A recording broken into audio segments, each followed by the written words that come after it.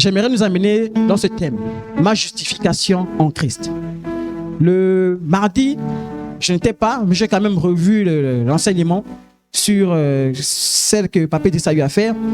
Et je me suis rendu compte qu'il a beaucoup parlé sur la rédemption, le fait de racheter quelqu'un. Amen. Et tous on a compris que la rédemption, c'est le fait de racheter quelqu'un qui avait été vendu, bien quelque chose qui avait été vendu. C'est-à-dire, je prends cet appareil, je l'ai vendu à quelqu'un et quelqu'un d'autre passe pour racheter cela. Amen. Quelqu'un d'autre passe pour acheter. Et la Bible dit qu'en fait, nous, par Adam, on était comme vendus. Vous imaginez, tu es enfant, tes parents ont des soucis, ils te vendent. Tu n'es même pas au courant que tu es vendu. Mais tu es vendu. Un bon matin, on te dépose chez ton propriétaire. Tu dis que, je fais quoi ici? Voici maintenant là où tu vas vivre. Tu as été vendu. En fait, ce qui s'est passé pour nous aussi, c'est la même chose. On n'était pas là, on n'était pas conscient. Mais comme nous descendons d'Adam et Ève, lorsqu'ils ont vendu le monde, ils nous ont vendu avec. Donc, en fait, tu peux naître là, tu penses que tu es libre. Non, tu n'es pas libre. Tu as été vendu. Et justement, Jésus-Christ est venu maintenant pour te racheter. Amen. C'est cette pensée-là où nous sommes en train d'aller.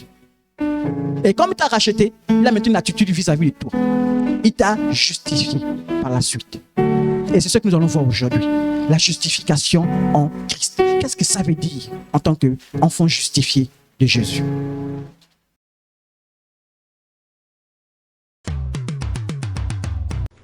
Jesus Christ.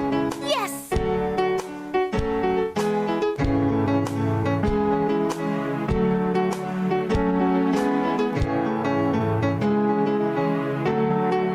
Jesus Christ.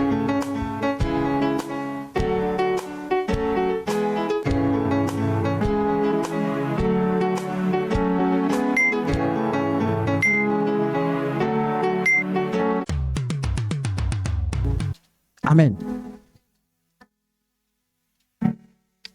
La justification est composée de deux éléments. La rémission des péchés, la justice de Jésus-Christ qui nous est imputée. Amen. Elle implique tout d'abord le pardon des péchés qui ne sont plus compatibles sur le compte du croyant. En tant qu'enfant de Dieu, lorsque tu as accepté Jésus-Christ comme Seigneur et Sauveur, en fait, les péchés ne font plus partie de ta vie. Amen. Les péchés ne font plus partie de ta vie. C'est-à-dire que s'il y avait des choses que tu avais commises avant de connaître Jésus-Christ, il dit, quand tu l'as accepté, tout ça a été effacé. Donc, sur ton compte, on regarde ton compte, on regarde, il n'y a rien. Pourquoi? Parce que ça a été payé à ta place. Amen. Donc, les croyants ne restent pas dans un état moralement neutre. La justice morale de Christ est attribuée. C'est-à-dire la justice morale de Christ. C'est-à-dire quoi? L'attitude de Christ, maintenant, quand tu as été racheté, normalement, était déjà attribuée. C'est-à-dire qu'on te donne maintenant la nature de Jésus-Christ. Ça va s'en comprendre un peu. C'est-à-dire, tu as été racheté, maintenant on te donne un autre comportement, on te donne maintenant la nature de Jésus. Voilà pourquoi normalement, un enfant de Dieu qui a été réellement racheté, en fait, il doit adopter la nature de Jésus. On doit maintenant voir Jésus-Christ apparaître en toi. Et c'est là où, quand les gens marcheront, on va dire, un chrétien. Tu es chrétien, tu es chrétien. Hein? Pourquoi? Parce qu'en toi, il retrouve Jésus. Voilà pourquoi aujourd'hui, on ne se prononce pas chrétien. Non. Si vous regardez la Bible, la première fois que le mot chrétien est apparu, c'était les gens qui étaient en train de louer le Seigneur Jésus-Christ. Et les gens se sont dit, vous là, vous êtes chrétien. Quand on vous dit en fait qu'en vous, on reconnaît Jésus-Christ. Ils ne sont pas autoproclamés chrétiens. Non. Comme aujourd'hui, on a pour habitude de se dire, oh non, moi je suis chrétien. Fornicateur, menteur, voleur. Oh non, moi je suis chrétien. Non. Même les sorciers disent qu'ils sont chrétiens. Voilà pourquoi aujourd'hui, on ne sait même plus qui est chrétien. On a obligé d'acheter. Est-ce que tu es un vrai chrétien? Parce qu'il y a un doute maintenant. Tout le monde est confondu. Celui qui est chrétien, on doit voir Christ apparaître dans sa vie. Et il ne suffit pas de dire, je suis chrétien. Non. Il ne suffit pas de dire, je pars à l'église. Non. Quelque chose doit se passer dans ta vie. Amen. Et c'est ce qui s'est passé pour Abraham. Abraham, la Bible dit que dans Genèse 15, verset 6, autant pour moi, Abraham eut confiance en l'Éternel, qui le lui imputa à justice. Ça dit qu'il était, en fait, on a enlevé tout ce qui le condamnait. On a enlevé tout ça pour dire maintenant tu es juste. Amen. La Bible dit que nous sommes tous coupables, comme je disais. 8 frères sont en Christ. Coupables, condamnés et impuissants. Parce que non seulement tu es quelqu'un qui est coupable, amen. Ça va, on comprend un peu. Ça dit quelqu'un, tu es coupable parce que tu as commis quelque chose. Et en tant que coupable, tu es en même temps, comment? Condamné. Donc, coupable, condamné. Et quand tu es condamné, tu es impuissant. Ça dit quoi? Tu ne peux rien faire pour te sauver. Il n'y a pas de chance possible que tu te sauves toi-même. Impossible. Les êtres humains créés à l'image de Dieu et responsables devant lui ne sont pas du tout à la hauteur de cette ultime justice. Amen. L'évaluation de la condition humaine par l'Éternel est incontestable. Personne n'est bon ou juste. Donc même moi, si je viens vous dire je suis juste, je suis bon. Pour lui, devant Dieu, personne n'est bon et juste. Personne. Donc quelqu'un qui joue dit que non, moi, je suis vraiment plus fort que vous, je suis plus saint que vous. Non. Il y a une place d'humilité. En disant c'est vrai, je suis plus peut-être résistant que vous, mais je ne suis pas plus fort, je ne suis pas parfait. Non. Amen. Voilà pourquoi personne ne peut venir dire non, moi là, non, tu ne peux rien trouver en moi. Non, c'est impossible. Parce qu'il peut arriver que tu marches, une pensée négative arrive. Boum. Voilà pourquoi l'enfant de Dieu, lorsqu'il commet, il n'est pas quelqu'un de volontaire, c'est-à-dire qu'il ne commet pas le péché de manière volontaire. C'est-à-dire qu'il a planifié, il a dit bon, demain, je vais pécher d'abord. Après, je vais me demander pardon. Non, l'enfant de Dieu ne connaît pas ça. L'enfant de Dieu, fait la situation là, voilà. Mais il fait tout pour que ça n'arrive pas. Voilà pourquoi le matin, lorsque l'enfant de Dieu sort de sa maison, il dit Seigneur, là où je sors là, préserve-moi du péché. Préserve-moi du mensonge. Préserve-moi des mauvaises conditions. Préserve-moi des endroits où ça va me pousser à pécher comme toi. C'est ça l'enfant de Dieu. Parce qu'il ne veut pas tomber dans le péché. Mais beaucoup, quand ils sortent, ils ont déjà planifié le péché. Ils ont planifié, je pars là, je vais monter là-bas, je vais monter là-bas, je vais monter là-bas, parce que j'ai besoin de ça, et ainsi de suite. Mais ça, tu n'es pas enfant de Dieu. Ça, on ne voit pas en toi en Christ. Amen. Psaume 53, du verset 2 à 4. Dieu, du haut des cieux, regarde les fils de l'homme pour voir s'il y a quelqu'un qui soit intelligent. Vous comprenez l'intelligence de Dieu, ce n'est pas l'intelligence des hommes. Hein? Amen. Qui cherche Dieu. Donc il dit, pour lui, les gens intelligents, ce sont qui? Les gens qui cherchent Dieu. Combien de gens cherchent Dieu? Ou bien pourquoi on cherche Dieu? Question. Tous sont égarés. C'est bon? Tous sont pervertis. Il n'en est aucun qui fasse le bien. Pas même un seul. Ceux qui commettent l'iniquité ont-ils perdu le sens? Ils dévorent mon peuple. Ils se promènent pour nourrir. Ils prennent pour nourriture. Ils n'invoquent point Dieu. Donc la Bible dit, pas même un seul. Donc, si quelqu'un se lève un bon matin pour dire, moi je suis parfait. Moi je ne vole pas. Ok. Moi je ne triche pas. Moi je suis quelqu'un de bien. Je ne blâme pas les gens. Je suis sage. Je suis calme. Oui. Mais Dieu dit, même toi, tu n'es pas parfait. Dieu dit, même toi, tu n'es pas sauvé. Même toi, tu es condamné. Amen. Donc, c'est pour dire que l'enfant de Dieu qui aime se comparer à l'autre pour dire que moi, je suis plus meilleur que tel. Non, frère, chacun a ses problèmes. Chacun a son niveau avec Dieu. Il faut simplement reconnaître que Seigneur, j'ai besoin que tu m'aides. Et c'est à cause de ça. Beaucoup par orgueil vont rater le jour où le Seigneur viendra chercher son peuple. Parce qu'ils se sont dit qu'ils sont meilleurs. Ils se sont dit qu'ils n'ont pas besoin d'aide. Lorsque quelqu'un dit qu'il n'a plus besoin d'aide, quelle est son attitude? Il ne prie plus. Puisqu'il voit qu'il n'a pas besoin d'aide. Nous on prie parce qu'on a besoin d'aide, non? On demande Seigneur, Seigneur, parce qu'on se rend compte qu'on a besoin d'aide. Mais quelqu'un, quand il se dit qu'il est parfait, il ne prie plus. Vous allez voir, il vient à l'église quand il veut, il fait quand il veut. Pourquoi? Parce qu'il s'est dit, il n'a pas besoin de Dieu. Il est parfait. Son attitude, son comportement, lui, en fait, sa vie, il n'y a pas de souci. Mais souvent, certains oublient que il respire parce qu'il y a quelqu'un qui veille sur lui. Les démons ne l'attaquent pas parce que Dieu a sa main qui le protège. Vous savez, même le païen, Dieu le protège. Hein? Ah oui, Satan n'attaque pas les païens n'importe comment. Tant que Dieu ne même l'a pas enlevé la main. Voilà pourquoi il y a certains, quand ils arrivent dans un certain niveau où ils commencent même à insulter Dieu. Ils commencent à mal. Quand Dieu enlève la main là, tu es livré. Hein? Et Satan ne vient pas te faire des cadeaux. Ah non. Satan ne te fait pas des cadeaux. Oh non. Au début, il va te montrer que oui, il est gentil avec toi. Mais il t'emmène dans la gentillesse, c'est pour te détruire. C'est pour te détruire. C'est pour te détruire. Et excusez-moi peut-être l'exemple que je veux prendre. Pour dire, j'espère que nous, en tant qu'hommes, ici, nous ne sommes pas ainsi. Il y a des hommes, ils viennent vers toi et te donnent des belles paroles. Des paroles douces. Oh non, tu es ravissante. Oh non, je vais faire de toi la plus belle femme du monde. Derrière ça, dès qu'il t'a eu, il t'abandonne. Ça te dit, oh, mais oui, tu as été ignorante. Voilà pourquoi Dieu nous interpelle tous à être vigilants. Elle n'est pas s'associer à n'importe qui. Ou bien si je m'associe à quelqu'un, il faut que je sois vrai. Et au lieu d'être dans le mensonge. Amen. J'aimerais qu'on lise un texte. C'est vrai qu'il est assez long. Voilà pourquoi j'ai mis en rouge pour essayer un peu de nous interpeller tous. C'est pour parler un peu que nous tous nous sommes condamnés. Nullement. On dit, Romains, quoi donc? Sommes-nous plus excellents? Nullement. La Bible dit clairement, nous ne sommes pas plus excellents. C'est bon? Quand nous avons été déjà éprouvés que tous, juifs et grecs, sont tous l'empire du péché, selon qu'il est écrit, il n'y a point de juste, pas même un seul. Nul n'est intelligent, nul ne cherche Dieu. Il a repris le texte qui a été dit dans l'ancien temps. Après il dit, tous sont comment? Égarés. Il n'en est aucun qui fasse le bien, pas même un seul. La crainte de Dieu n'est pas devant leurs cieux. Car nul ne sera justifié devant lui par les œuvres de la loi, puisque c'est par la loi que vient la connaissance du péché. C'est-à-dire la loi que Dieu avait donnée à Moïse, c'était pour te dire, quand tu fais ça, voici le péché. Quand tu n'aimes pas ton frère, tu pêches. C'est pas ça qu'on comprend un peu. En fait, la loi de Moïse était simplement là pour dire aux gens que, ah, vous là, en fait, vous ne pouvez pas obéir à la loi là. Impossible. C'est impossible.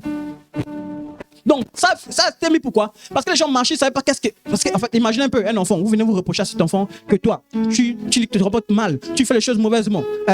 Tant pour moi. Tu fais les choses mal, ainsi de suite. C'est pas ça qu'on comprend un peu. Mais cet enfant-là va se dire, mais tu m'accuses exactement, j'ai fait quoi?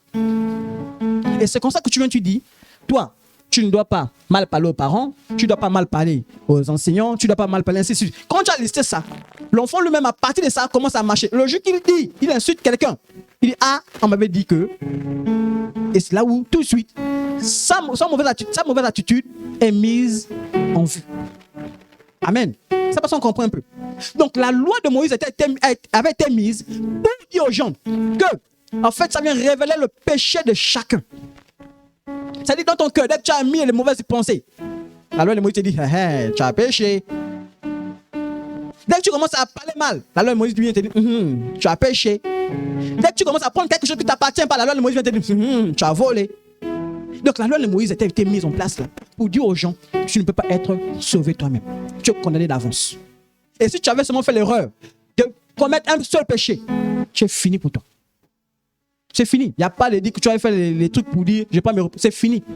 Parce que la loi, dès que tu viens le bébé là, jusqu'à ce que tu grandis, tu dois l'obéir à la lettre. Tu ne dois même pas rater un seul mot. Amen. Et car tous ont péché et sont privés de la gloire de Dieu. La Bible dit, lorsque tu n'as pas Jésus-Christ, elle te considère comme pécheur et dit que tu ne pourras pas voir la gloire de Dieu. Parce que tu es loin de Dieu, il ne te connaît pas. Tu es condamné. Voilà pourquoi on nous encourage à prêcher l'évangile. Parce que nous qui avons eu la gloire de Dieu, Dieu veut que nous aussi nous partons dire à ceux-là qui ne connaissent pas Dieu, que vous là, ben non, parce que là vous êtes dans l'état où vous êtes là. C'est l'enfer qui vous attend. Et vous êtes loin de la gloire de Dieu.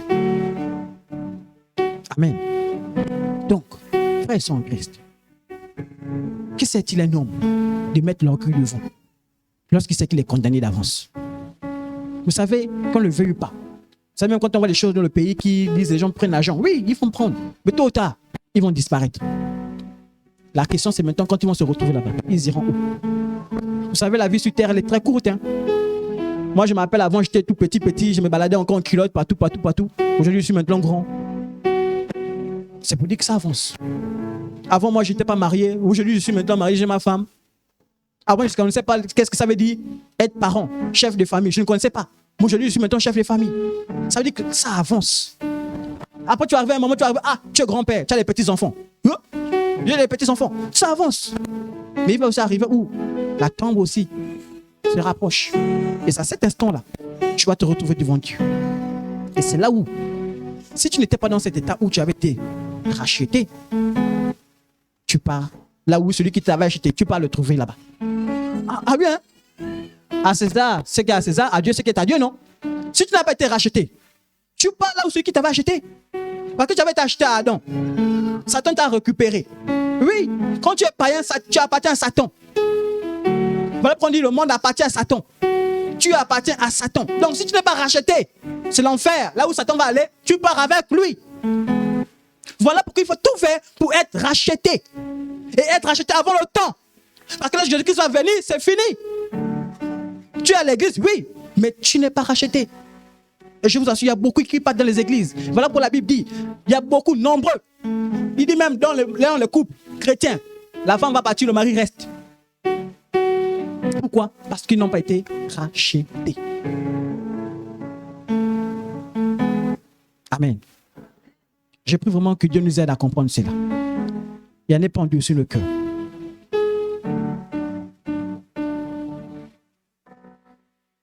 La loi de Dieu condamne en présence du Christ. Et en présence du Christ, nous ne pouvons que reconnaître notre péché. Frères et sœurs en Christ, c'est là que j'interpelle nous. Vous savez, nous sommes tellement remplis d'orgueil qu'on se dit que non, je fais quoi? Vous savez, souvent, nous, parents, devant les plus petits, on a tendance à jouer les durs. Parce que c'est nous les parents, n'est-ce pas? Je dis non, moi, je suis le parent. Lui, c'est qui? Oui, mais là, maintenant, c'est devant Dieu. Tu es devant Dieu. Luc 5, verset 8 dit, quand il vit cela, Simon-Pierre tomba aux genoux de Jésus-Christ et dit, Seigneur, retire-toi de moi, parce que je suis un.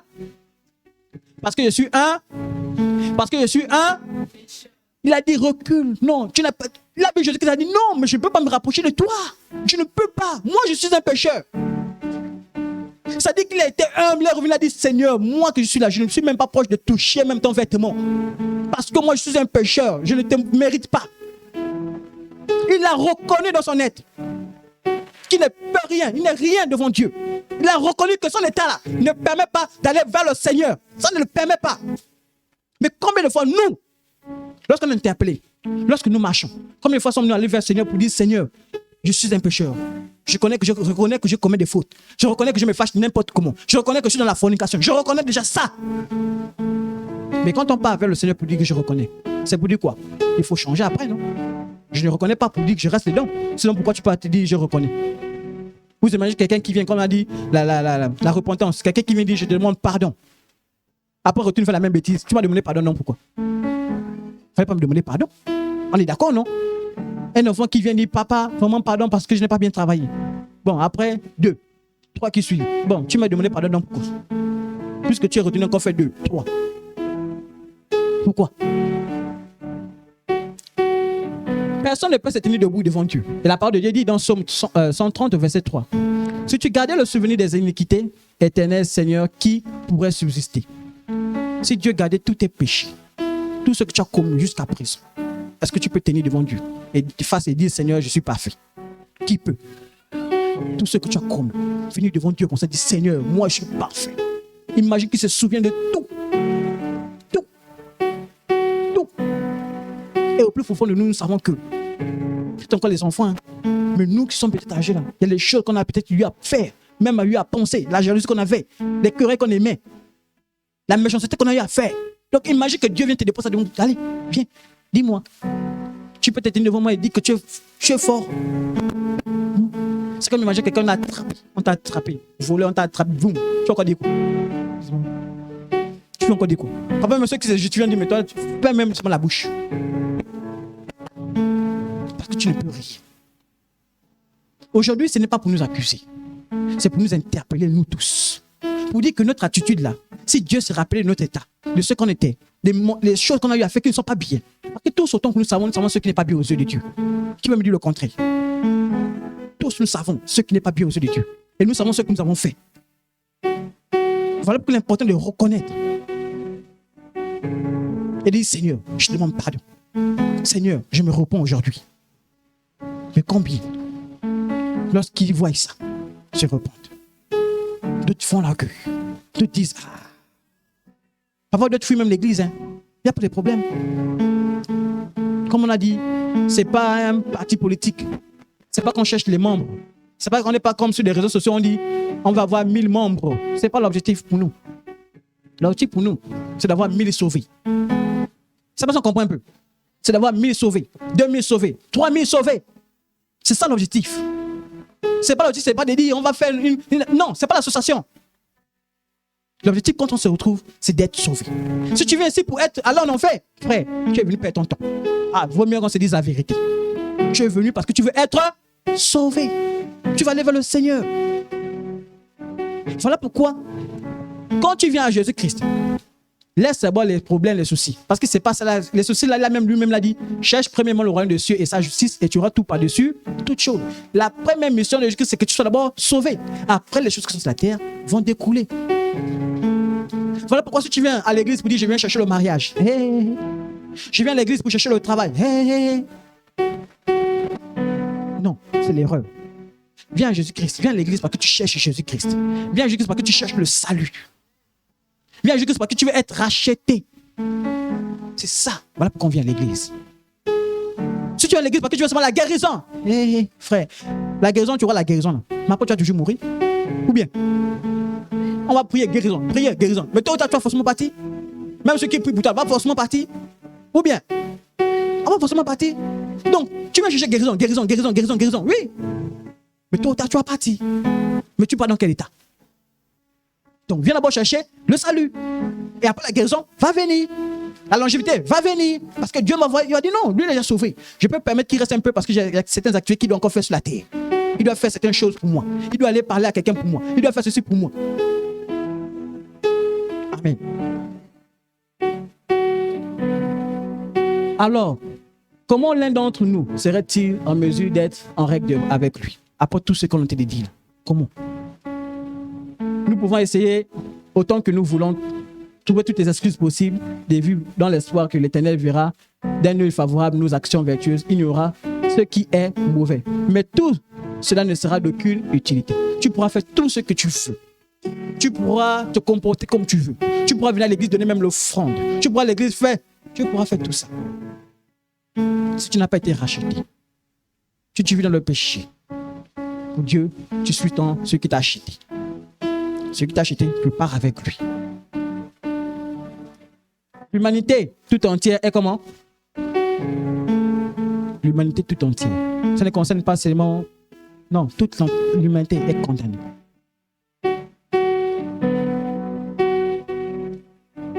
Jésus, le Dieu homme, devenu le représentant et substitut des péchés.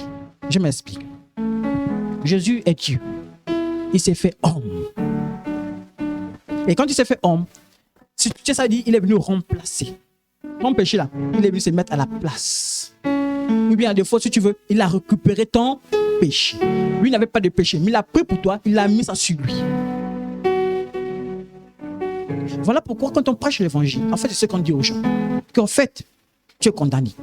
Mais Jésus-Christ est venu, il est déjà mort, il a pris tes péchés. En fait, il est mort avec ça. Il suffit juste que tu actives un bouton, tic, tu rentres en possession de ça. En fait, c'est déjà fait. C'est pas ça qu'on comprend un peu.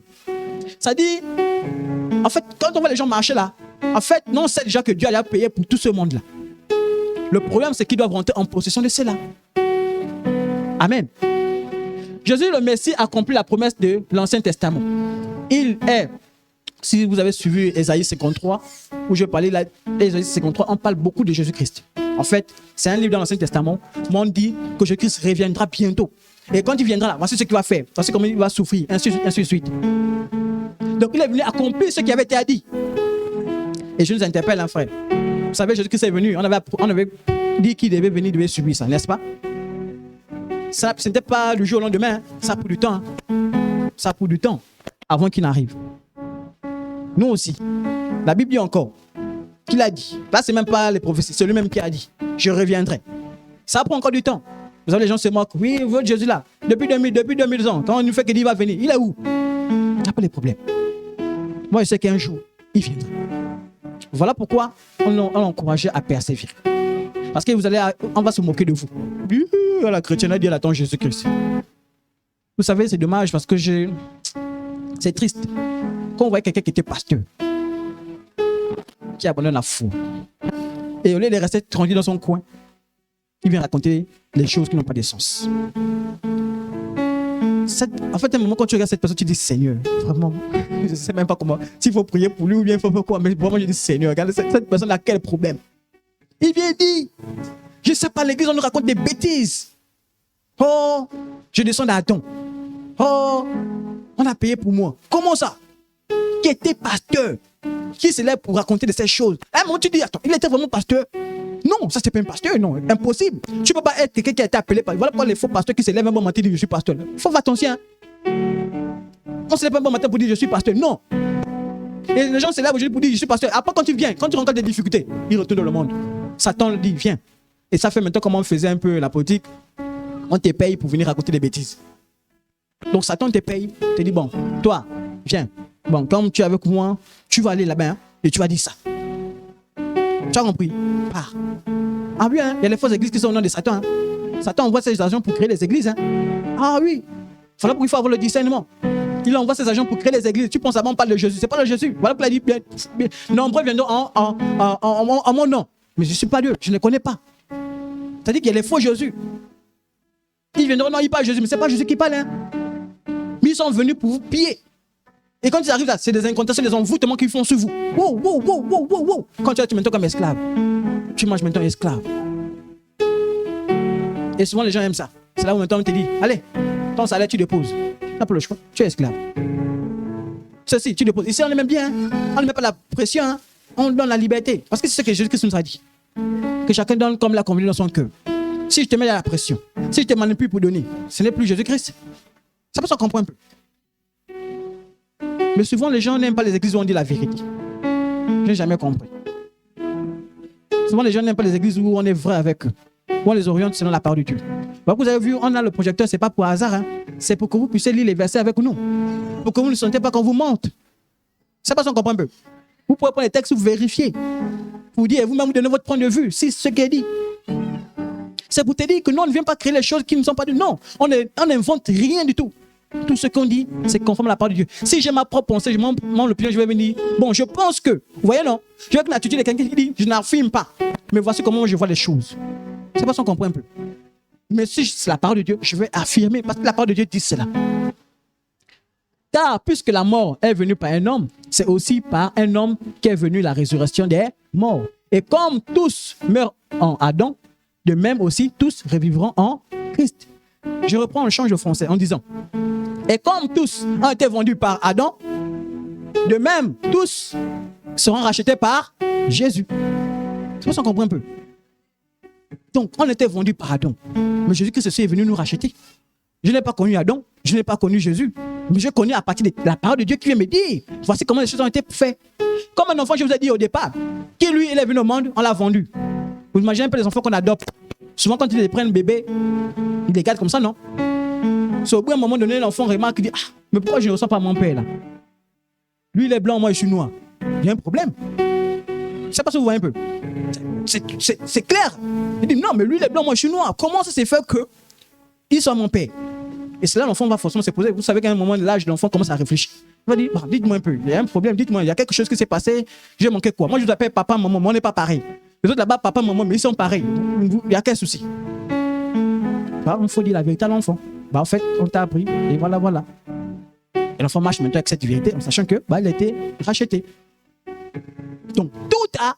Lorsque tu étais païen, tu ne connaissais pas cette vérité, que tu avais été vendu par Adam. Tu ne savais pas. L'évangile de Jésus-Christ arrivait à toi pour te dire, hé, toi là. En fait, non, tu as été vendu. Maintenant, Jésus-Christ aussi t'a racheté. Mais le problème, c'est qu'il ne peut pas te prendre tant que toi-même tu ne veuilles pas. Il faut que toi-même tu le veuilles d'abord pour qu'il te prenne maintenant. Parce qu'il ne veut pas faire aller quand ta volonté à toi. Il veut te prendre avec ta volonté. Il veut te prendre si tu le veux. Est-ce que tu le veux? Et c'est là où, conscient, tu réfléchis. Ah, c'est quand même vrai. Hein? Ok. Je suis conscient. Je suis partant. Ok. Sauve-moi. Mais il y a d'autres aussi qui disent, laissez-moi ça. Moi, je sors du village. Hein. Tu connais ma tribu. Moi, je suis du village. Nous, là-bas, c'est comme ça qu'on est. Oh. Ah oui. Et je vous assure que les traditions, c'est la bagarre avec la vie chrétienne. Les traditions. Ah oui, les traditions nous coincent. Vous savez, et ce qui est marrant avec les traditions, c'est que On parle de Jésus-Christ. Parfois, les autres disent même que la vie chrétienne, Jésus-Christ, en fait, ça a commencé chez les Européens. En France. Non, ça n'a pas commencé là-bas. Vous êtes d'accord avec moi, non? Dans la Bible, quand vous lisez les Romains, l'Égypte, c'était où? L'Égypte est où? En Afrique, non? Donc, comment on peut dire que ça vient de l'Europe? C'est dans l'Africain. Moïse, là, il était en Égypte. Donc, en fait, c'est un Africain. Ça peut s'en comprendre un peu. Donc, dire que ça vient de l'Europe, j'ai un problème. On parle de l'eunuque éthiopien. C'est un Africain, c'est un Éthiopien, non? Mais il est dans la Bible, on parle de lui. C'est le premier Africain même qui a amené même l'évangile en Afrique noire ici. Ça peut s'en comprendre un peu. Mais est-ce que c'est un blanc? Est-ce que c'est un Européen? Moi, j'ai jamais écouté dedans, on a parlé un Français. On a parlé un Américain. On a parlé un anglophone. Je n'ai pas entendu ça. Sauf si je n'ai raté un verset qui est passé. Il n'y a pas ça. Pour comprendre que ça vient de l'Afrique. Mais vous savez que Satan, quand il veut martyriser, puisque le monde l'avait été vendu, mais il utilisait qui? Ceux qui sont ignorants. Ceux qui sont ignorants. Voilà pourquoi vous allez voir, il y a des familles. Ah oui, voilà pourquoi je dis faites attention. Il y a des familles, moi je me rappelle, et ça c'est une vision. Voilà pourquoi vous allez voir une grâce particulière. On était détaché de certaines choses dans ma famille. Pourquoi? Parce qu'en fait, il y avait les rituels qui avaient été faits. Et ça commençait comment? Je vous ai dit, chaque fois que je vous donne le témoignage de ma maman, comment elle passait le temps à prier. Amen. La prière a fait en sorte qu'on est sorti de beaucoup de situations compliquées. Si vous regardez dans ma famille, du côté de ma maman, tout le monde là-bas c'est compliqué. Les gens ne réussissent pas à l'école. Là, récemment, j'ai entendu un frère qui allait en prison parce que sur le champ, il est tombé dedans. Mais quand ça tombe au pied, vous pensez qu'il va faire? C'est dans ça là qu'il va vous envoyer. Voilà pourquoi on pense que c'est naturel. Non, c'est pas naturel. On nous a raconté l'histoire de Job. On a dit Job, qu'est-ce qui s'est passé dans la vie de Job? Satan allait voir Dieu pour dire Dieu, il est là parce que tu le protèges. Enlève ce même peu la main, tu verras. Et c'est là où Satan est venu attaquer. Envoyer des maladies sur Job. Quelqu'un peut venir dire ah, Job est seulement malade. Non, c'est spirituel ce que Job vivait. Mais ce qui vit dans ta famille, parfois ça peut être spirituel. Mais tu ne sais pas d'où ça vient. C'est là la question. Parce que Job ne savait pas d'où ça vient. Il me dit ah, Dieu, tu t'es fait quoi? Dieu, pourquoi tu permets que cela m'arrive? Ah, il dit même à Dieu, mais donc prends-moi une bonne foi. Parce que je ne peux pas rester là à souffrir. Prends-moi une bonne foi. Mais dans nos familles, il y a ce qu'on appelle les tontines spirituelles. C'est-à-dire que les parents à l'époque les enseignent justement qu'on reste dans la tradition. Parce que quand on fait la tradition, justement, c'est ça. C'est pérenniser ce qu'ils avaient laissé. C'est-à-dire qu'on accepte toujours le pacte qu'ils avaient eu à faire avant. Est-ce que vous savez que nous aussi, on peut créer une tradition? Vous savez? Ah oui, une tradition peut se créer. Hein? Et bon, maintenant, bien, c'est là où on te dit, bon, frère, aujourd'hui, ici, à l'église, chez nous, notre tradition, c'est que, je sais pas, on va dire quoi? On marche avec les babouches à l'envers. C'est une tradition. Donc, quand on rentre là, babouche à l'envers. Même quelqu'un arrive nouveau, il me dit, on fait quoi? Oh, ici, on marche babouche à l'envers. Il ne connaît pas, il va dire, bah, ok, babouche à l'envers. Et souvent, c'est ce qu'on fait. C'est-à-dire qu'on arrive dans une tradition, on dit marcher en babouche, on ne cherche pas à poser la question, mais pourquoi? Tu viens seulement babouche à l'envers et tu marches. Mais quand tu marches en babouche à l'envers, tu acceptes ce qui se passe, non? Tu acceptes d'être ridiculisé, non? Mais oui. Tu ne sais pas le sens de ça, mais tu rentres simplement dedans. Voilà pourquoi avant de faire les choses, demande d'abord. Regarde à l'époque, moi j'aime bien ma femme parce que souvent elle aime bien me dire ça. À l'époque, on disait non, on ne le cite pas dans la maison. Elle pose la question, pourquoi? On dit non, c'est comme ça, c'est bien. On ne le cite pas dans la maison, mais tu me dis non. D'autres donnent la discussion, oh non, tu attires des serpents. D'autres disent non, on ne balaye pas la maison la nuit. Pourquoi? Oh non, comme ça. D'autres disent on ne coupe pas la maison la nuit. Pourquoi? Oh, comme ça. Vous voyez des mensonges, des traditions qu'on est parti avec. Et qu'est-ce qu'on fait? On ne connaît même plus l'origine de cette tradition. On ne fait que dire aux enfants, c'est comme ça. Et l'enfant va faire quoi? Il part avec ça. Ces enfants, ils vont voir les enfants courir. Hey! Moi, à l'époque, on était jeunes, bêtes. On dit, quand l'avion passe, on le montre le doigt comme ça là. Si tu as montré le doigt, tu croques. Mais pourquoi? Vous voyez qu'on marche dans les traditions qui nous emprisonnent. Et c'est comme ça. On dit quand tu vas à la concert là-bas, c'est le serpent qui allait tomber là-bas. Il y a tellement de choses, tellement. Je ne sais même pas si j'avais peut-être certains que j'ai oubliés. Pourquoi? Et c'est là que je vous fais comprendre que les traditions viennent nous embêter là. Et c'est la grâce même. Hein. Je vous assure que les mariages à l'époque même traditionnels, hein, il y avait des rituels qui se faisaient. Hein. Ah, des grands rituels. Hein. Il y avait qui ont gardé même encore certains rituels. Hein. Mais des vrais rituels qui se faisaient. C'est que la force que même parfois nous chrétiens luttons. Hein. Quand tu imposes certains rituels, on te dit non, chez nous tu dois faire ça. Tu dois prendre la calebasse, tu ne sais pas quelle calebasse, tu dis les paroles dedans. Et tu donnes la. C'est les traditions. Mais n'oublie pas, tu as été racheté. Et si tu as été racheté, ces choses-là, tu dois comprendre que tu examines. Tu regardes l'enjeu derrière ça. Pourquoi ça a été fait? Et c'est là où tu deviens intelligent. Donc on parle de l'intelligence de Dieu. Tu viens, tu poses la question, ok, bon, tu me demandes de faire ça, pourquoi? L'attitude de ça, c'est quoi? Et ça, c'est l'attitude d'un enfant racheté. Il sait qu'il a été racheté à un grand prix. Il ne prend pas. Frère, sœur, tu as été racheté à un grand prix. Tu vas te permettre encore d'aller te revendre. Parce que vous savez qu'il y a des gens qui font encore ça. Il a été racheté, il retourne encore se vendre. On dit, tu as été racheté. Hein? Voilà pourquoi on a acheté ce cantique-là. Majesté, ta grâce m'a pris tel que je suis. Sans valeur, mais pour toi, perle de prix. Pour Dieu, vous avez un grand prix. Voilà pourquoi Jésus-Christ est descendu. Il s'est fait homme. Il s'est sacrifié à la croix. Il s'est fait humilier. Il s'est fait insulter. Pour que toi, qui as une grande valeur à ses yeux, tu sois racheté. Tu imagines un peu le privilège que tu as de savoir que Dieu est descendu pour mourir pour toi. Regarde ce privilège. Voilà pourquoi certaines personnes, quand ils commencent à prier, lorsqu'ils sont conscients de ça, ils commencent à pleurer sur eux. Ah, ils pleurent. Ah non, il ne faut pas penser quand tu vois l'autre pleurer, tu penses qu'il pleure en vain. Non, il pleure, il reconnaît, il dit non. Là où j'étais, non. Dieu, non, je t'ai condamné. Il y a des gens qui sont sortis de la mort comme ça. Mais ils ont vu la grâce de Dieu qui est venue. Il s'est mis à pleurer, il dit non. Quand on dit majesté, il crie majesté. Pourquoi? Parce qu'il reconnaît qu'il a sauvé. Il reconnaît qu'il était foutu. Il reconnaît que la maladie qu'il avait là, si Dieu n'intervenait pas, c'était fini pour moi. Il reconnaît que la situation par laquelle je suis passé, si Dieu n'intervenait pas, c'était fini pour moi. Il vient et se donne à Dieu. Mais combien de gens jouent avec cette grâce d'avoir été sauvé? Combien de gens se moquent? C'est qu'il y a un païen quand tu lui dis, mon frère, est-ce que tu sais que là où tu es là, tu as été sauvé? Mais le problème, c'est que pour entrer dans cette grâce-là, il faut que tu appuies le bouton. Je t'accepte comme Seigneur et Sauveur. C'est tout. On ne te demande pas un rituel que non, tu allais faire. Non. Il suffit que tu crois et c'est fini. On ne te demande pas de l'argent. Non. On te dit simplement, crois là et tu es sauvé. Amen. Et c'est là que je reviens pour dire, on l'appelle Seigneur aujourd'hui. Qui l'appelle Seigneur? Que ceux-là qui ont reconnu qu'ils ont été sauvés par lui. Philippiens 2, au verset 9, le verset 9 à 11. C'est pourquoi aussi Dieu l'a souverainement élevé et lui a donné le nom qui est au-dessus de tout nom, afin qu'au nom de Jésus-Christ, tout genou fléchisse dans les cieux, sur la terre, sous la terre, et que toute langue confesse que Christ, Jésus-Christ, est comment? À la gloire de Dieu le Père. Dès que tu fais cette prière, c'est une prière qui est là. C'est une prière. Tu peux prendre la référence du verset. Tu rentres à la maison, médite sur ce verset. Prie avec ton Dieu. Prie. Dis Seigneur, sur la base de ta parole. Tu as dit que. Il fallait qu'on encourage même les gens à dire, prononcer la parole de Dieu. Les promesses que Dieu a dit. Il a dit non, c'est une promesse. Que si tu prononces, il a dit quoi? À partir de là, il est quoi? Seigneur. L'autre chose, on l'appelle aussi comment? Sauveur. Donc, voilà qu'on dit, Jésus-Christ est comme Seigneur et Sauveur.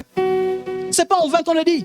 Parce qu'il est devenu automatiquement ton Seigneur. Et on dit dans Matthieu 1, verset 21. Elle enfantera un fils et tu lui donneras le nom de Jésus. C'est lui qui sauvera son peuple de ses péchés. Sauveur, il va te sauver de tes péchés. Ça veut dire quoi, frère en Christ? Lorsque tu as un péché qui perdure dans ta vie, appelle qui? Ton sauveur. Ne dis pas que je vais lutter. Non, ne lutte pas. Appelle ton sauveur. Dis sauveur, viens. Il y a un péché qui résiste. Ne résiste pas. Parce que tu ne résistes pas, toi propre, tu vas chuter. Et c'est ce que j'ai eu à faire à un moment donné quand je me suis converti à Dieu. J'avais un péché dans lequel j'étais tombé. J'ai cherché à sortir de là moi-même. J'ai cherché à sortir de là moi-même. Je vous assure, à chaque fois, je replongeais. Il a fallu maintenant que j'appelle Dieu. Pardon. J'ai essayé, je n'arrive pas. Et je me suis trompé. En fait, j'aurais même dû t'appeler depuis. Viens m'aider. Viens me sauver. La même chose dans la maladie. Un enfant de Dieu, quand il est embêté, il appelle qui? Son sauveur. Seigneur, je n'arrive pas à bien travailler. Viens m'aider. Mais combien de personnes appellent leur sauveur? Combien? Jean 4, verset 42. Il disait à la femme, ce n'est plus à cause de ce que tu as dit que nous croyons. Car nous l'avons entendu nous-mêmes et nous savons qu'il est vraiment le sauveur du monde. Le sauveur du monde. Jésus est venu pour sauver le monde entier. Toi y compris à l'intérieur. Donc il est ton sauveur, mais il est aussi le sauveur des autres. Voilà pourquoi Dieu t'encourage à aller parler de lui aux autres. Afin qu'eux également ils soient sauvés. Mais quand tu vas parler des autres, de Jésus-Christ, ne fais pas en sorte qu'ils soient sauvés et toi tu restes. C'est triste. C'est triste. Vraiment, c'est regrettable. Quelqu'un qui connaissait la vérité, quelqu'un qui a prêché l'évangile à quelqu'un pour dire sois sauvé. Et toi-même tu restes à la fin. Tu as encouragé le dans la foi. Toi-même tu restes à la fin. C'est dommage. Amen. Et donc, justement, la justification est au centre de l'évangile. Tu ne peux pas parler de l'évangile sans parler de la justification. Que tu as été justifié par Jésus-Christ. C'est comme quelqu'un, tu marches, quelqu'un veut t'accuser. Jésus-Christ vient dire, lui là, il ne faut même pas te tenter. Il a été sauvé. Il est justifié. N'essaye même pas. C'est à cause que quand tu marches, quand tu sens les accusations, quand tu t'es repenti, tu sens les accusations qui arrivent. Dieu, les accusations là. Jésus-Christ m'a justifié. Jésus-Christ m'a justifié. Allez loin de moi. Mais ça aussi, il faut que tu acceptes de fuir le péché. Parce que d'autres ont du mal à sortir d'une situation parce qu'ils sont toujours plongés dans un péché. Et c'est comme ça que tu vois Satan. Frère et sœur en Christ. J'aimerais parler à quelqu'un aujourd'hui. Je prie vraiment que les oreilles spirituelles s'ouvrent ce matin au nom de Jésus-Christ. Est-ce que tu sais que Satan, pour te mettre dans une position où tu ne cherches pas Dieu, il t'ajoute les problèmes. C'est-à-dire qu'il complique ta vie. Il te complique la vie pourquoi? Pour que tu n'aies pas le temps avec Dieu. Tu n'aies pas de temps pour lui. Il se sature. Du coup, tes pensées sont où? Dans les problèmes. Et tu oublies maintenant Dieu quand tu as prêché. Tu oublies Dieu quand tu as parlé. Tu oublies Dieu. Tu es plongé maintenant. Souci, problème. On mange quoi? On dort comment? On fait quoi? Ah, le pied fait mal. Oh, ceci. Oh, ceci. Satan t'a étouffé. Mais Satan te dit à un moment donné, trop c'est trop. Malgré tout ce que tu feras, tu ne m'éloigneras pas de mon Dieu. Tu ne m'éloigneras pas de mon Dieu. Tu peux me laisser sans la nature, mais je me rapprocherai toujours de mon Dieu. Amen. Parce qu'il a dit dans sa parole, l'homme ne vivra pas seulement de pain, mais de toute parole qui sort de la bouche de Dieu. Amen. Voilà pourquoi il faut connaître qui tu es. Voilà pourquoi il faut résister. La Bible nous dit de résister, ce n'est pas pour rien. Parce qu'il sait que Satan viendra. Et la Bible nous dit non. Satan rôde cherchant qui il va. Il cherche à te dévorer. Ne pense pas que c'est un païen. Non, le païen il est dans son camp. Tout ce qui a été racheté cherche à te dévorer. Il veut t'amener.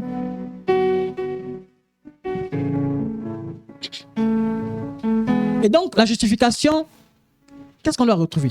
C'est uniquement par la foi que les péchés sont justifiés. Amen. Dieu justifie celui qui a la foi en Jésus. Tu as la foi en Jésus, tu es justifié. Romains 3, verset 26 dit de montrer sa justice dans le temps présent, de manière à être juste tout en justifiant celui qui a la foi en Jésus. On justifie qui? Celui qui a la foi en Jésus. Tu as la foi en Jésus, tu es justifié. Celui ceux à qui l'Éternel a adressé cette déclaration légale n'ont rien fait pour gagner ou en être digne. C'est pas ça qu'on comprend un peu. Tu as été justifié, ce n'est pas par tes œuvres, tu n'as pas fourni un effort particulier pour être justifié, non. C'est par grâce. C'est par grâce que tu as reçu ça. C'est comme un prisonnier, non? Il était en prison, non?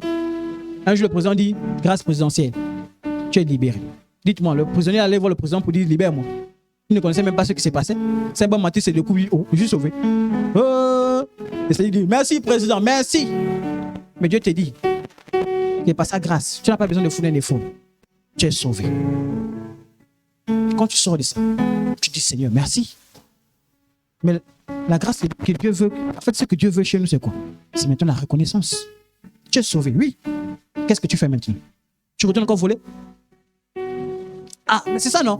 Parce que moi, je dis, tu es gracifié, on s'attend à ce que tu ne voles plus, tu ne tues plus, mais tu ne commets plus les choses qui t'ont conduit là-bas. Tu changes maintenant de vie. Mais imaginez de vous à moi, quelqu'un qui a eu la grâce de sortir de prison.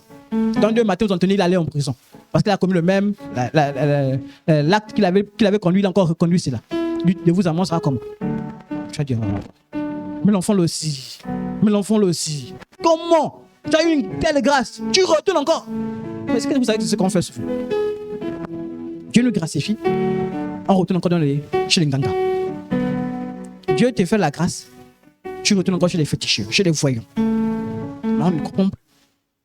Comment? Dieu te gracifie, tu continues à pécher. Il y a un problème. Je veux dire que moi et ma femme, vraiment, ça cause souvent, je dis, elle est forte. On a dit, on est dans la fornication. On a compris qu'on était rachetés. Et dans le temps où on était rachetés, il ne faut plus demeurer dans le péché. Il faut sortir de là. Aucun travail. Aucune subvention qui pouvait rentrer. À peine les 30 000 que ma maman me donnait chaque fin de mois pour dire, bon, mange un peu, argent de poche. Ah oui, hein. Quand je suis sorti de l'université, on me donnait encore l'argent de poche. C'était dur. Et là-bas, elle dit, mais attends, si on dit, il n'a pas le travail. Donc, tant qu'il ne travaille pas là, parce que c'est la logique chez nous. Pour se marier, il faut forcément le travail. Pour se marier, il faut forcément un emploi stable. Ah, c'est ça la logique chez nous. Hein? Ah oui, hein? Tu parles, quelqu'un qui va dire, non, construis même d'abord. Tu vas te marier comme construis d'abord la maison. Oui. C'est ça la logique de l'homme. Mais chez le chrétien, le mariage est un détail qu'il faut vite régler. Ah oui. Il faut vite régler ça. C'est une question qu'il faut vite régler. Si tu ne peux pas tenir, voilà pour la Bible dit, si vous n'arrivez pas à résister, mariez-vous. Ah, c'est clair et net. Hein? Moi, je dis souvent aux jeunes garçons, hein, tu vas fais vite l'école et puis marie-toi. Fais. Il y a des fois, bon, c'est dommage parce que moi, je n'aime pas trop conseiller les gens d'aller à l'armée. Parce qu'à l'armée, bon, le frère John, peut-être. Mais l'armée, quand même, c'est compliqué là-bas. Hein, frère John, c'est pas ça. C'est un peu compliqué. Moi, je sais que. Parce qu'à l'armée, on te dit, tu vas tuer les autres. Toi, tu dis, tu ne tues pas. Tu vas les tuer. Bon, vous imaginez que c'est compliqué. Hein? Voilà. Tu vois, tu imagines quelqu'un, c'est un prisonnier. Tu dois bastonner parce qu'il faut qu'il dise les choses. Bon, c'est dur, hein? Mais toi, la Bible te dit, non, laisse. Bon, tu dis, tu regardes le prisonnier, tu dis, ah, Seigneur, je fais comment? Coup de tête, comment? Aïe, aïe, aïe. Quand il y a un chrétien dans l'armée, c'est chaud, hein? Ah oui, c'est chaud. Après, il y a des endroits, il ne faut pas aller travailler parce que non, sauf si vraiment. Ah! Ouais, même je dis le ah là parce que je sais que c'est difficile. Comme aussi. Bon, bref, on avance. Amen. La justification est fondée sur la personne et l'œuvre de Christ. Ce n'est pas fondé sur quelqu'un d'autre, ce n'est pas fondé sur le pasteur, ce n'est pas fondé sur l'église. C'est sur l'œuvre que Christ a accomplie à la croix. Tu sors de là, tu n'es plus dans la justification, tu es dans autre chose. Amen. La justification ne doit jamais être abordée sans évoquer l'union du croyant avec Jésus. On ne te parle de justification, bah, il faut que tu sois en communion avec Jésus. Il faut que tu sois en contact avec Jésus. Il faut que tu demandes la prière parce que tu dois être en contact avec Jésus. Tu ne peux pas être justifié, tu n'aimes pas la prière. Non. Un enfant de Dieu qui a été justifié doit aimer le contact avec Jésus. Amen. Et même dans Philippiens 3 au verset 8 à 9, et même je regarde toutes choses comme une perte à cause de l'excellence de la connaissance de Jésus-Christ mon Seigneur, pour lequel j'ai renoncé à tout. Et je les regarde comme de la boue, afin de gagner Christ et d'être trouvé en lui, non avec ma justice, celle qui vient de la loi, mais celle qui s'obtient par la foi en Christ, la justice qui vient de Dieu par la foi. Donc ma justification doit me pousser à être en contact avec Jésus-Christ. Si je suis loin de Jésus-Christ, ce n'est pas une justification. Non. Voilà qu'on a poussé. Justification en Christ. Amen. Justifier les impies qui croient en Jésus-Christ n'est pas une fiction juridique. Par sa parfaite obéissance et sans sacrifice, a rempli toutes les exigences de la loi afin que toi et moi nous soyons sauvés. Jésus-Christ est venu, il est devenu homme. Il a pris tout ce qui t'était concerné. C'est-à-dire toutes les condamnations qui tombaient sur toi. Il est venu la récupérer. Il s'est sacrifié avec ça. Voilà pourquoi souvent on matérialise en disant qu'à la croix, en fait, il y a des choses qu'on voit physiquement. Il y a ceux qui sont spirituels. Parce qu'à la croix, sur le dos de Jésus-Christ. Il a porté tes péchés. Il a porté les péchés du monde entier sur son dos. Il est mort avec ça. Mais ça, à la croix, tu ne vois pas. Tu ne vois pas. C'est spirituel. Amen. À la croix, tu vois seulement quelqu'un qui est là, qui crie. Quelqu'un qui a une blessure. Quelqu'un qui a été cloué. Oui. Tu vois Jésus. Mais spirituellement, il a pris tes fardeaux. Il a pris tes problèmes. Il l'a pris. Voilà pourquoi quand tu pries, dis Jésus-Christ a tout pris. Jésus-Christ a pris mes péchés. Jésus-Christ a pris ma maladie. Il a tout pris. Donc, maladie, tu fais quoi là? Et c'est ça la foi. La foi, c'est de dire, la maladie n'a pas sa place parce qu'elle était prise. Elle était détruite à la croix. Quand les tentations arrivent, tu dis, Satan à la croix, la Bible dit quoi? Que ta tête a été écrasée. Donc, tu n'as plus accès. Tu ne peux plus rien dans ma vie. Mais ça, c'est la foi. Si tu n'as pas la foi en Dieu, tu ne peux pas. Tu auras même peur de prier contre Satan. Ah oui. Parce que moi, j'ai subi les attaques. Ah oui, tu es seul dans une grande maison, seul. Tu veux les attaques. Oh, tu dis, mon Dieu, je commence où? Je crie chez qui? Tu es au milieu de la nuit, tu vas appeler qui? Tu es obligé de rentrer dans la prière. Seigneur, je crie, je prie. Et moi, tu vois les ombres, tu dis, oh non, je crie, le feu. Mais tu es seul. Mais tu es seul, tu sais que qui peut te défendre? C'est Dieu, non? Et donc, tu as la foi qu'il est avec toi. Tu as la foi qui te protégera toujours. Amen. Vraiment, vous savez, ce texte-là, il y a tellement de versets que j'ai eu à lire. Tellement. Je sais qu'on ne pourra pas tout lire. Amen. Il y en a tellement. Ça dit que ce chapitre-là, je voulais prendre une partie, mais je me suis rendu compte que tout est complet. On va seulement lire au début. Frère, vous avez été appelés à la liberté. Seulement, ne faites pas de cette liberté, quoi? Un prétexte de vivre selon la chair. Ah oui. Dieu nous interpelle d'abord pour dire tu es libre. Ah oui, tu es libre. Mais de cette liberté-là, ne fais pas tout ce qui peut te conduire encore en préjudice. Amen. Hein? Tu es libre de manger, tu es libre d'aller où tu veux. Mais fais attention à ta liberté. N'es pas là où tu ne dois pas aller. Tu aimeras ton prochain comme toi-même. Ça dit que lorsque tu es racheté, il y a des choses qu'on doit voir chez toi. Marchez selon l'esprit et vous n'accomplirez pas les désirs de la chair. Car la chair a des désirs contraires à ceux de l'esprit. Et l'esprit en a des contraires à ceux de la chair. Et ici, on cite beaucoup les choses. Si vous êtes conduit par l'esprit, vous n'êtes plus point sous la loi. Or, les œuvres de la chair sont manifestes. C'est quoi? L'impudicité. C'est bon, on est ensemble? L'impudicité, l'impureté, la dissolution, l'idolâtrie, la magie, les inimités, les querelles, les jalousies, les animosités, les disputes, les divisions, les sectes, l'envie, l'ivrognerie, les excès de table et les choses semblables. Ceux qui sont à Jésus-Christ ont crucifié la chair avec ses passions et ses désirs. Ne cherchez pas une vaine gloire. Quand tu es un enfant de Dieu, il y a des choses qui disparaissent parce que tu dis tu es mort avec Jésus-Christ, tu as été racheté. Je vous ai dit que quand tu as été racheté par Jésus-Christ, en fait, c'est comme si tu prenais maintenant le caractère moral de Jésus-Christ en même temps. Nous, je vous ai dit qu'on ne peut pas dire, quelqu'un peut se lever le matin et dire je suis chrétien. Non, en fait, tu ne dois pas dire que tu es chrétien. C'est les gens qui doivent te déclarer chrétien. Ça passe, on comprend un peu. Marche et laisse les gens te dire chrétien. N'est pas, vous voyez moi là, je suis chrétien, oui, c'est bien. Mais là, on veut, les gens viennent donner ton témoignage. Qui? Nous là? Non. C'est un enfant, vraiment, et on donne ton témoignage. Amen. Et je termine avec cette partie en citant quelques conséquences qui impliquent les croyants. En fait, lorsque tu es né de nouveau, il y a des choses qui t'impliquent directement.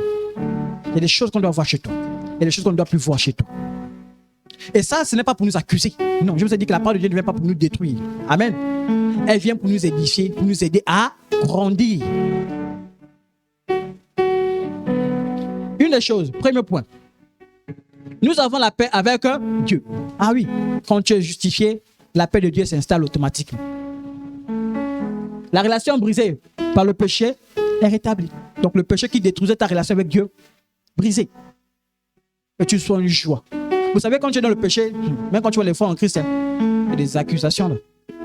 Ah, je vous assure, pour être passé par là, tu marches accusation. Donc, tu n'entends personne, mais tu sens qu'au plus profond de toi, on est en train de t'accuser.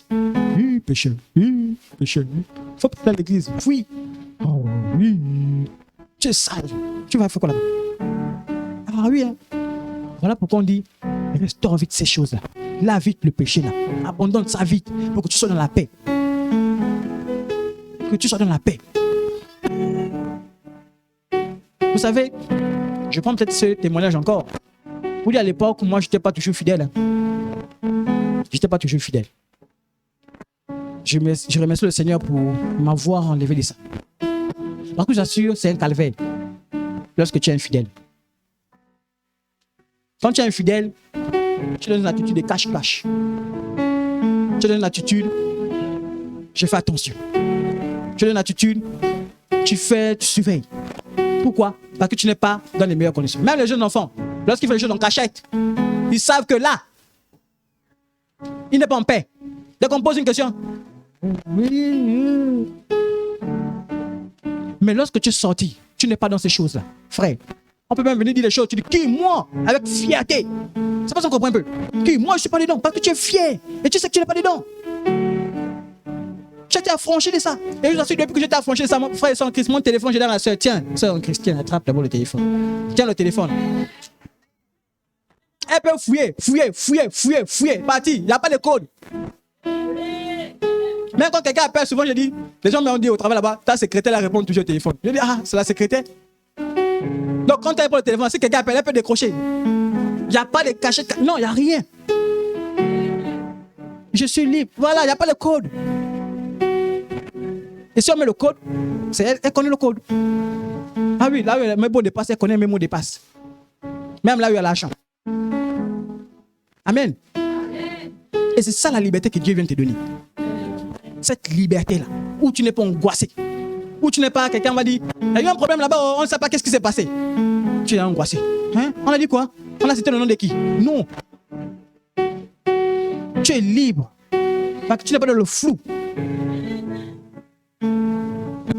Amen.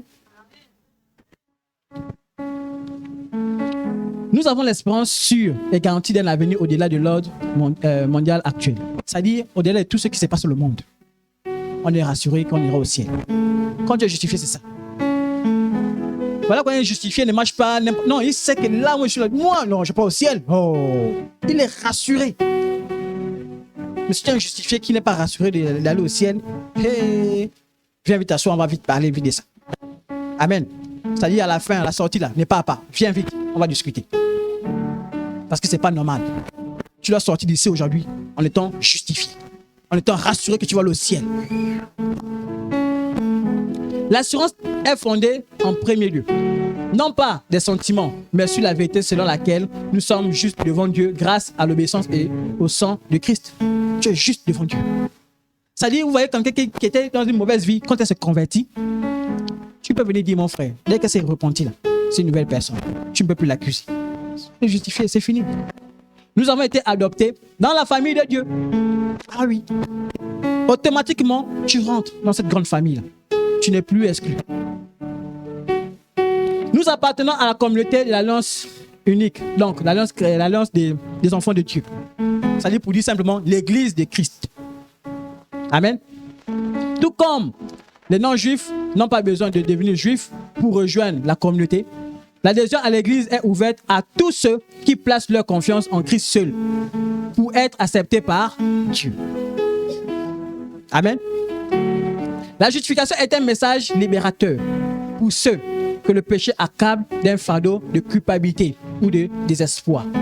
Lorsque les doutes et les craintes surgissent et que les accusations sont portées, le chrétien peut se remémorer ces mots. C'est Dieu qui justifie.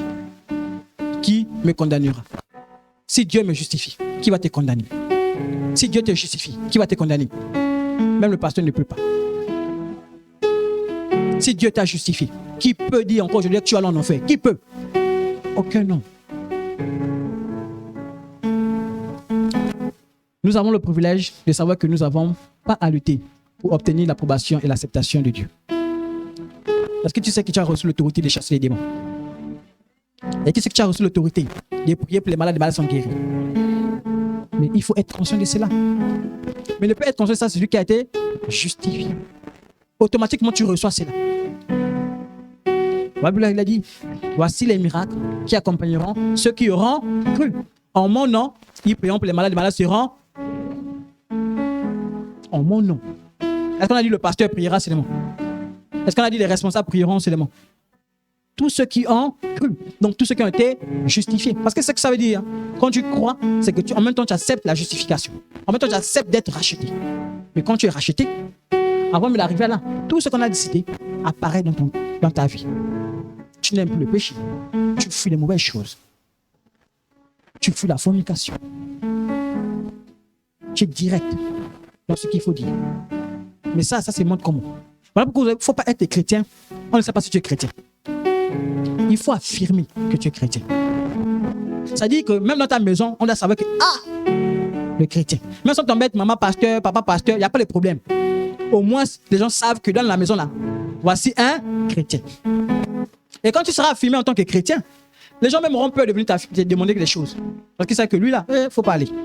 Je dis que moi là où je suis au club de volley là-bas, tous savent que lui là c'est un chrétien. La preuve même parfois, j'ai constaté ça comme conseil. Hein. Ils ont dit, on va les jouer le dimanche à Franceville. Je n'ai pas parlé. Il y a un qui a dit, mais n'oubliez pas, il y a grand Jessinek qui est chrétien. Lui doit aller à l'église. Donc si vous mettez le dimanche, il faut déjà savoir qu'il ne sera pas avec nous. Seul. Je n'ai pas eu besoin de dire. Celui-là a compris que lui là, c'est un chrétien. Mais est-ce qu'on peut dire la même chose pour toi aujourd'hui? Est-ce que les gens ont peur de venir te dire, frère, allons peut boire le vin là? Est-ce que les gens ont peur de venir te dire ça? Ou bien quand ils te voient, ils sont même encouragés de dire, oh non, c'est un frère, on va aller. Après, on va aller à l'église. Ah oui, hein? Voilà pourquoi il faut être direct. Si tu n'affirmes pas ton caractère en Christ, mais attends, on va te manipuler. On va te manipuler comme ça. Plou, plou, plou. Et tu es un chrétien aujourd'hui, chrétien, demain, païen. Non, Dieu ne connaît pas ça. Hein? Soit tu es chrétien, soit tu es chrétien. Amen. Ou bien tu ne l'es pas. Alors sors de là. En affirmant qui tu es. Tu as peur d'un homme, mais tu n'as pas peur de celui qui peut détruire ta chair. Qui peut détruire ta vie, ton existence entière. Ah oui, hein? Les hommes ont peur des hommes. Ça dit que toi, tu as peur d'un homme, mais tu n'as pas peur de Dieu lui-même. En fait, c'est dangereux. Ah non, c'est dangereux. Hein? Si toi, tu as peur des hommes et tu n'as pas peur de Dieu, ah là, mon frère, je ne sais pas où tu pars. Hein? Et c'est l'erreur que beaucoup de gens commettent. Ah oui, hein? Il y a des femmes qui tiennent tête à leur mari. Hein? Elle dit à son mari, non, moi je ne suis pas d'accord avec ça. Là, tu me pousses à aller dans les choses bizarres. Mais ce n'est pas qu'elle désobéit à son mari, mais tiens, parce qu'elle dit, moi je peux obéir à Dieu qu'à toi. Parce que là où tu m'emmènes là, ce n'est plus selon la volonté de Dieu. Hey, jamais. Elle prend la décision directe. Il y a des hommes qui ont dit non. Voilà pourquoi Jésus-Christ même a dit, qui est mon frère, qui est ma soeur? Mon frère et ma soeur sont ceux-là qui font la volonté de Dieu. Il a dit, je mettrai la séparation entre toi et ton père. Entre toi et la femme. Il mettra la séparation. La séparation, c'est quoi? C'est dire qu'en fait, à un moment, il y a des pratiques qu'ils vont faire. Toi, tu ne les feras plus. Ah oui, il faut qu'on soit clair. On dit, on fait les rituels pour les jumeaux. Tu as des jumeaux, on fait le rituel. Toi, tu dis, non, moi, je suis enfant de Dieu, je ne peux plus faire les rituels des jumeaux. Ah, laissez-moi ça. On dit, tu vois, chez nous, quand l'enfant est un peu malade, il faut attacher les cordes aux reins pour faire les choses. Non, tu dis, hey, c'est Jésus-Christ qui va venir bénir. Donc, le sang de Jésus-Christ, les choses vont partir. Et c'est ça la violence qu'un enfant de Dieu doit faire. Et cela, on reconnaît qui est justifié, qui n'est pas. Parce qu'il y a des choses là-dessus, subtiles, tu ne sais pas d'où ça sort. Voilà que je dis, quand tu te proposes quelque chose, tu ne connais pas l'origine, pose la question. Pourquoi je fais ça? Qui a mis ça? Ça vient d'où? Pourquoi chez nous on faisait ça? Le but de ça, c'était de quoi? Ça te dit non, c'était pour nous protéger quand tu comprends tout de suite les démons qu'on va te mettre à l'enfant. Il faut être clair, hein? Voilà pourquoi il faut poser. Il ne faut pas être un enfant de Dieu. Ma boule, s'il faut dire. On te propose des choses, tu dis ok. Ça vient d'où? Vraiment, si j'insiste là-dessus, parce que je sais qu'il y a des choses que je veux.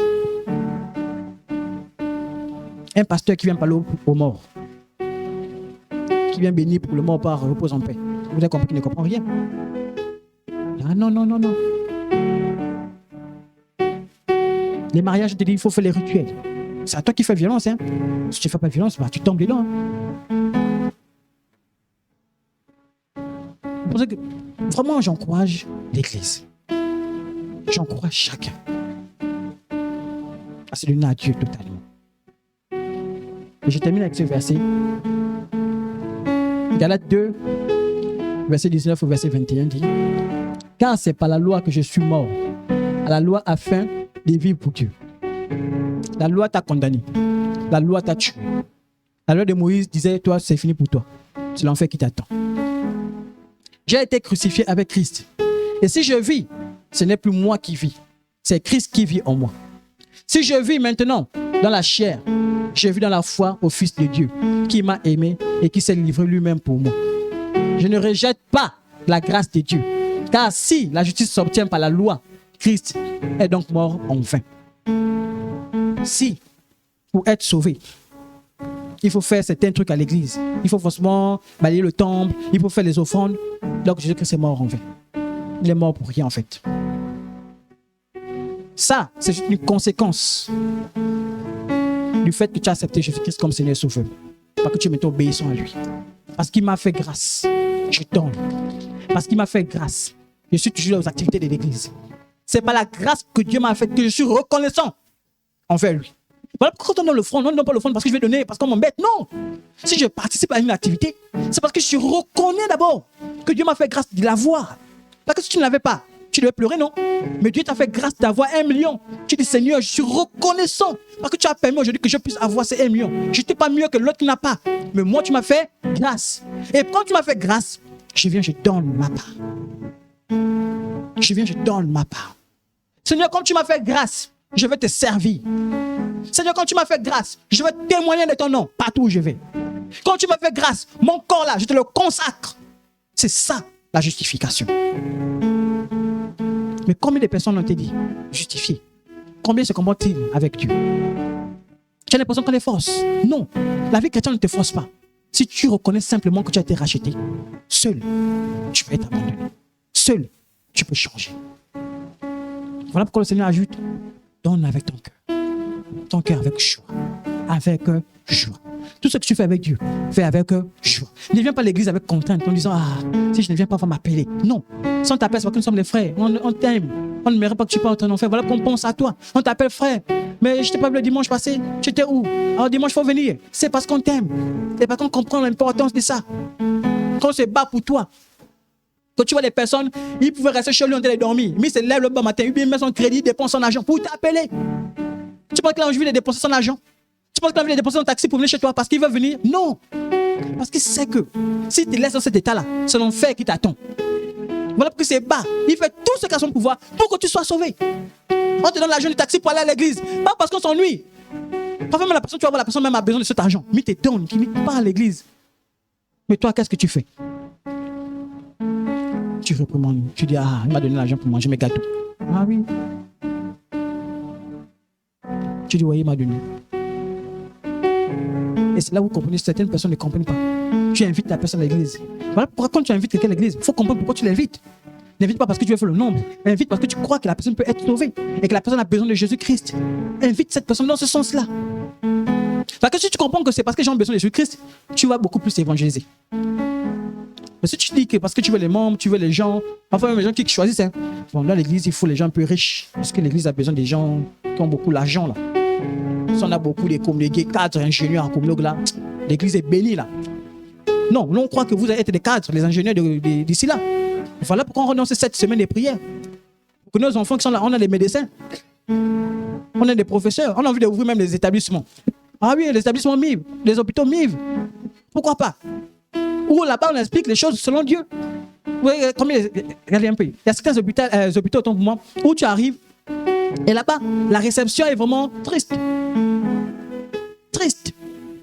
C'est-à-dire qu'on ne sait même pas te dire bonjour avec le sourire. Tu arrives, tu es déjà déprimé parce qu'il y a les problèmes. Surtout quand c'est toi l'homme qui arrive avec les problèmes, tu vois l'enfant est malade, la femme est malade. Là-bas, il y a un truc qu'il faut acheter. Tu arrives, là-bas, on te parle comme. Mais quand tu arrives, on se dit bonjour monsieur, comment allez-vous? Vraiment, soyez la bienvenue. Et ça aussi, nous, en tant qu'enfant de Dieu, nous sommes appelés à être ça. Comment on reconnaît l'enfant de Dieu? C'est dans cette attitude aussi. Quelqu'un te dit bonjour, ton attitude de répondre, c'est comment? Ah, non. Tu ne sais pas que ton bonjour avec un sourire fera de sorte que la personne commence une belle journée. Bon, je dis bien que le sourire, il ne faut pas dire maintenant, oh. Amen. Parce qu'après, il y a un sourire qui amène un autre sourire là. Amen. Ouais, il faut toujours rectifier les choses. Bien? C'est important. Amen. Donc nous sommes encouragés, frères et sœurs en Christ. Nous sommes encouragés. Et ensemble, j'aimerais qu'on prie un peu. J'aimerais pas que tu fasses une prière comme d'habitude. Une prière de la routine. Non. Si tu as été interpellé quelque part, j'aimerais que tu te concentres sur le Seigneur. Et je crois que Dieu va faire quelque chose. Ne regarde pas à ta situation, ne regarde pas... Non. Le Seigneur dit, il a tout acheté, il a tout racheté. C'est fini. Les accusations ont été... C'est fini, c'est balayé. Mais aujourd'hui, il veut te guider quelque part. J'aimerais qu'un instant, tu commences à penser un peu. Examine dans ton cœur. Baisse les yeux. Examine-toi. Examine-toi simplement. Examine dans ton cœur. Examine dans ton cœur.